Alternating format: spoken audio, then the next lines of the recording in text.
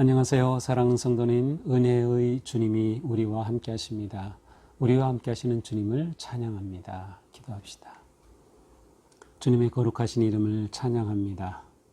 저희들을 사랑하시고 구원하여 주시고 생명의 길로 이끌어 주신 주님 감사합니다. 오늘도 주님의 말씀에 귀를 기울입니다. 제 마음을 열어 주옵소서. 눈을 열어 보게 하시고 입을 열어 찬양하게 하시고 귀를 열어 듣게 하시고 마음을 열어서 깨닫게 하여 주시옵소서. 말씀으로 오늘 하루도 거룩한 승리의 길 걷게 하여 주옵소서. 예수님 이름으로 기도합니다. 아멘. 네, 오늘 말씀은 갈라디아서 3장 10절에서 18절입니다. 무릇 율법 행위에 속한 자들은 저주 아래 있나니 기록된 바 누구든지 율법책에 기록된 대로 모든 일을 항상 행하지 아니하는 자는 저주 아래 있는 자라 하였습니다. 또 하나님 앞에서 아무도 율법으로 말미암아 의롭게 되지 못할 것이 분명하니 이는 의인은 믿음으로 살리라 하였습니다. 율법은 믿음에서 난 것이 아니니 율법을 행하는 자는 그 가운데서 살리라 하였느니라. 그리스도께서 우리를 위하여 저주를 받은 바 되사 율법의 저주에서 우리를 속량하셨으니 기록된 바 나무에 달린 자마다 저주 아래에 있는 자라 하였습니다. 이는 그리스도 예수 안에서 아브라함의 복이 이방인에게 미치게 하고 또 우리로 하여금 믿음으로 말미암아 성령의 약속을 받게 하려 함이라. 형제들아, 내가 사람의 이해대로 말하노니 사람의 언약이라도 정한 후에는 아무도 폐하거나 더하거나 하지 못하느니라. 이 약속들은 아브라함과 그 자손에게 말씀하신 것인데 여럿을 가리켜 그 자손들이라 하지 아니하시고 오직 한 사람을 가리켜 네 자손이라 하셨으니 곧 그리스도라. 내가 이것을 말하노니 하나님께서 미리 정하신 언약을 430년 후에 생긴 율법이 폐하지 못하고 그 약속을 헛되게 하지 못하리라.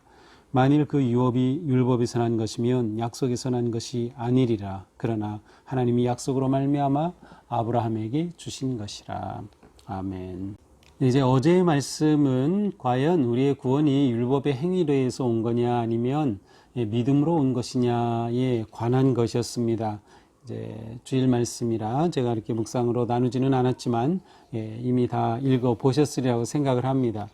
그래서 이렇게 믿음으로 말미암은 자들이야말로 진정으로 아브라함의 자손이 아니겠느냐라는 이제 말씀을 주었습니다. 자, 이제 오늘 말씀에서는 이처럼 믿음으로 구원을 받고 성령을 받았음에도 불구하고 거짓 선생으로 말미암아 다시 율법으로 돌아가려고 하는 그러한 자들의 어리석음을 말씀하고 있습니다. 아주 논리적으로 이 구원의 하나님의 이 구원의 그 방식에 대해서 설명하고 있죠. 자, 10절입니다. 무릇 율법 행위에 속한 자들은 저주 아래 있나니 기록된 바 누구든지 율법책에 기록된 대로 모든 일을 항상 행하지 아니하는 자는 저주 아래 있는 자라 하였습니다. 자, 율법의 행위에 속한 자들은 저주 아래 있다. 자, 왜 그럴까요? 하나님께서는 율법을 주셨어요. 그러면서 이스라엘 백성들에게 율법을 다 지켜 행하라. 그리고 그들은 하나님 앞에 아멘 아멘이라고 대답까지 하였죠. 또 심지어 지키지 않으면 이러한 저주가 임할 것이다. 그것에 대해서도 그들은 아멘 아멘 했어요. 분명히 하나님은 율법을 통하여서 그 율법이 그들에게 율법을 행할 때 놀라운 은혜를 주실 것을 말씀했습니다. 실제로 이제 신명기 27장 26절에 제가 가서 보면은 이런 말씀이 있어요. 이 율법의 말씀을 실행하지 아니하는 자는 저주받을 것이라 할 것이요. 자, 말씀을 지키면 하나님의 은혜의 백성이 되지만 실행하지 아니하면 저주를 받을 것이다. 그런데 과연 율법을 받은 사람이 그 율법을 다 지킬 수 있나요?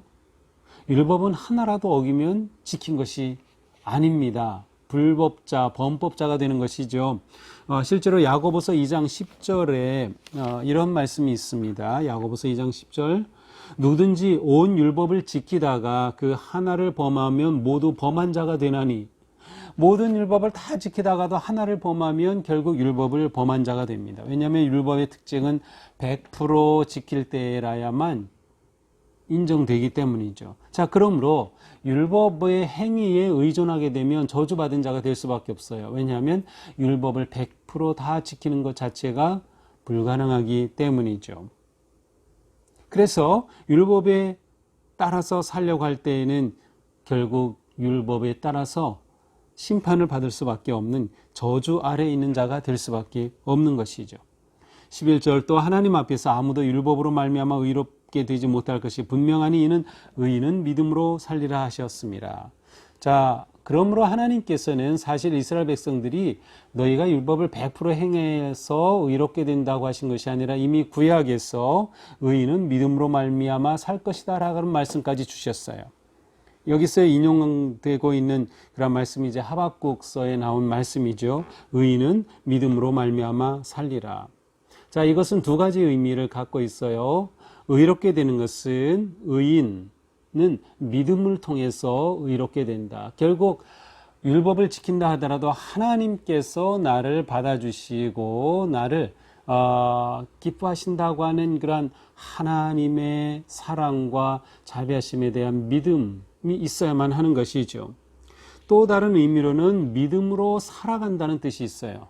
믿음으로 구원을 얻는다, 산다, 그리고 믿음으로 살아간다. 이 두 가지 의미가 믿음으로 말미암아 살리라고 하는 말씀에 다 들어 있습니다.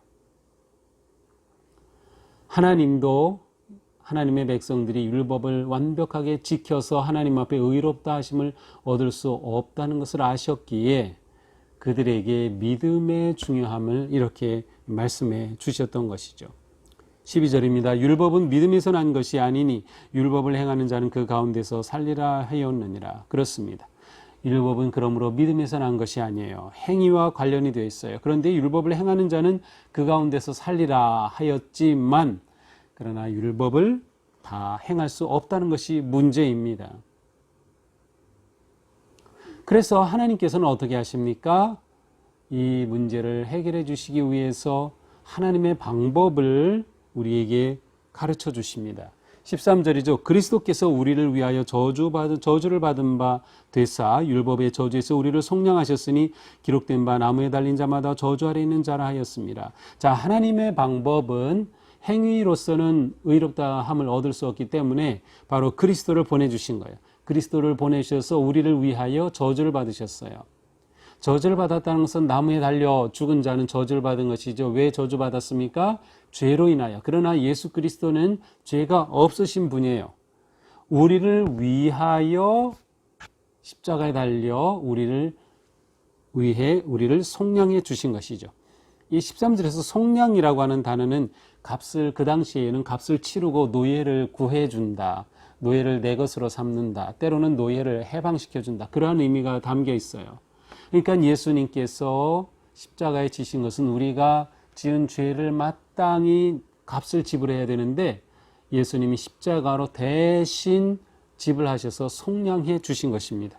그래서 하나님께서 예수 그리스도의 십자가의 대속으로 우리를 사신 것과 같습니다. 이는 그리스도 예수 안에서 아브라함의 복이 이방인에게 미치게 하고 또 우리로 하여금 믿음으로 말미암아 성령의 약속을 받게 하려 함이라. 그렇습니다. 아브라함의 복 무엇이에요? 하나님께서 아브라함을 택하신 것은 그로 말미암아 모든 민족이 복을 받도록 하신 거예요. 그 하나님의 크신 뜻을 이루시도록 예수 안에서 가능하게 해 주셨다는 것이에요. 자, 그러므로 이와 같은 논리가 진행이 됩니다.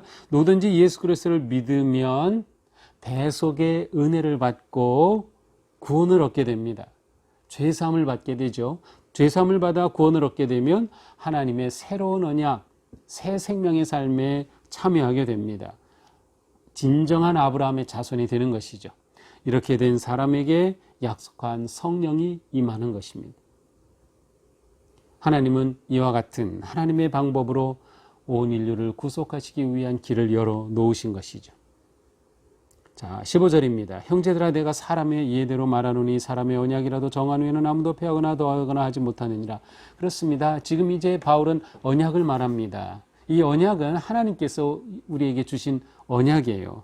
사람도 약속을 맺으면 도장을 찍고 지문을 찍고 서명을 하여서 그것을 바꿀 수 없는 것과 마찬가지로 하나님의 언약은 이루 말할 수 없는 것이죠. 그런데 하나님의 언약은 처음 누구를 통해서 세워졌습니까? 아브라함이에요. 그래서 16절에는 이 약속의 언약이 아브라함과 그 자손에게 말씀하신 것이다. 하나님께서 주신 이 약속의 언약은 아브라함과 그 자손에게 주셔서 모든 열방이 구원을 얻게 하련다, 복을 받게 하시려는 것. 그런데 놀랍게도 성경에서는 아브라함과 그 자손들이라고 복수로 되어 있지 않고 아브라함과 그 자손 한 사람으로 되어 있어요. 또 이 자손이라는 단어는 여기서 씨라는 뜻이에요. 그래서 아브라함과 그 한 씨. 그래서 사도 바울은 바로 이 자손이 예수 그리스도라고 해석을 하는 것이죠. 그래서 하나님의 계획은 아브라함과 언약을 맺으셔서 온 민족에 복을 주시려는 것을 그 자손, 그 씨, 유일한 한 씨인 그리스도를 통하여 성취하신 것이다. 따라서 메시아 예수 그리스도가 하나님의 구원의 언약을 성취하시는 분이 되신다고 하는 것을 보여주고 있습니다. 자, 더 나아가서 그렇다면 아브라함에게 주신 이 약속과 언약은 율법보다 앞서 있는 것입니다. 그래서 17절에 말씀하시죠. 하나님께서 미리 정하신 언약을 430년 후에 생긴 율법이 폐기하지 못하고. 자, 430년이라는 것은 사실 이스라엘 백성들이 애굽 땅에서 이집트에서 노예로 보낸 기간입니다. 물론 처음은 노예 기간이 아니죠. 요셉이 살아있을 동안에는 괜찮았지만 요셉이 죽은 후에. 그래서 그 기간, 근데 율법은 언제 주어졌어요? 출애굽 후에 시내산에서 모세를 통하여 십계명과 율법이 주어졌어요. 그렇다면 아브라함에게는 언약이 주어졌고 모세를 통하여서는 율법이 주어졌는데 율법은 언약보다 훨씬 이후의 일입니다. 사실 꼭 430년은 아니죠. 아브라함 때를 거슬러 올라간다면 아브라함, 이삭, 야곱, 그리고 야곱의 11번째 아들이 이집트로 팔려가서 거기서 총리 대신이 되고 기근 때 들어갔으니까 훨씬 이전입니다. 그러나 그 기간 430년이라고 말하면서 언약이 먼저다. 그러므로 나중에 생긴 율법으로 언약을 폐할 수 없다는 것이에요. 하나님께서는 언약을 맺으셨고 그 언약의 성취를 아브라함과 그 자손 곧 그리스도 메시아를 통해서 이루어 가신다고 하는 것을 분명하게 보여주고 있습니다. 만일 그 율법이 율법에서 난 것이 아니면 약속에서 난 것이 아니리라. 그러나 하나님이 약속으로 말미암아 아브라함에게 주신 것이라. 하나님께서 아브라함에게 언약을 맺어 주셨고 그 언약을 예수 그리스도를 통하여 성취하시니 온 인류가 예수 그리스도를 통하여 구원을 얻는 이 놀라운 은혜의 길로 초대된 것입니다. 자, 이렇게 바울은 율법과 언약의 이야기를 하면서 왜 갈라디아 너희 교인들은, 성도들은 자꾸 율법으로 돌아가려고 하느냐, 율법주의자가 되려고 하느냐, 예수 그리스도 안에서 진정한 자유함을 얻고 생명을 얻었다면 그 안에 머물러라, 그것을 누려라, 그 자유함 속에 성령의 충만하심 가운데 승리하며 살아가야 되지 않겠느냐. 왜 자꾸 할례를 행해야 된다고 또 율법주의자들이 주장하는 거짓 교사들의 주장에 귀를 기울이고 자꾸 그것에 마음을 두려고 하느냐라고 지금 그들을 책망하고 있는 것입니다. 자, 오늘 말씀을 통해서 우리가 생각할 수 있는 것은 많이 있겠지만 무엇보다 우리는 오직 하나님의 은혜로 산다는 것을 다시금 기억하게 됩니다. 우리는 오직 하나님의 은혜로 산다. 우리가 선한 행위로서 구원을 얻은 것이 아니다. 하나님의 무조건적인 아가페적 사랑이 예수 그리스도의 십자가를 통하여 우리에게 구원을 가져오셨다 하는 것이죠. 자, 그러나 여기서 율법을 행함이 구원을 가져오지는 않지만 구원을 받은 자는 하나님의 말씀을 행하는 삶을 사는 것이다 라는 점은 우리는 기억해야 할 것입니다. 또한 우리는 언제나 예수 그리스도 안에서 이루신 그 언약을 꼭 붙잡고 지켜야 할 것입니다. 이 세상의 그릇된 가르침과 유혹에 넘어가지 말고 하나님의 이 예수 그리스도 안에서 누리는 사랑의 언약을 꼭 붙잡고 우리는 승리의 길을 걸어가자. 예수 그리스도의 그 십자가의 사랑에 감사하고 찬양하는 삶, 우리의 삶은 언제나 주님 은혜 안에서 안전합니다. 우리에게는 영원한 하나님 나라가 약속되어 있으며 이 땅에서 성령의 충만하심 속에 살아갈 수 있기 때문이죠. 그러니 우리는 이 코로나의 어려움 속에서도 결코 낙담하지 않으며 우리가 받은 구원을 감사하며 주님의 이름을 찬양하며 오늘도 거룩한 믿음의 길에 승리하기를 주님의 이름으로 축복합니다. 기도합시다. 하나님 감사합니다. 오늘도 말씀을 통해서 우리가 율법으로가 아니라 하나님의 사랑으로 주어지신 이 놀라운 예수 그리스도의 언약을 통하여 예수 그리스도 안에서 이루신 그 놀라운 속량의 대속 은혜를 통하여서 우리가 구원을 얻고 하나님의 자녀 되었음을 다시금 깨우쳐 주셨습니다. 주님, 저희가 예수 그리스도의 십자가의 그 값진 대가를 지불하고 얻은 이 구원의 기쁨과 영광을 주님을 감사하며 찬양하는 삶으로 또한 주님 앞에 부끄러움이 없는 거룩한 삶으로 살아갈 수 있도록 인도하여 주시옵소서. 오늘도 주님의 은혜 안에서 오늘 하루가 복되고 기쁨이 넘치는 소망의 하루가 되게 하여 주시옵소서. 예수님 이름으로 기도합니다. 아멘. 네, 오늘도 주님 은혜 안에 승리하는 복된 하루가 되기를 축복합니다. 사랑합니다.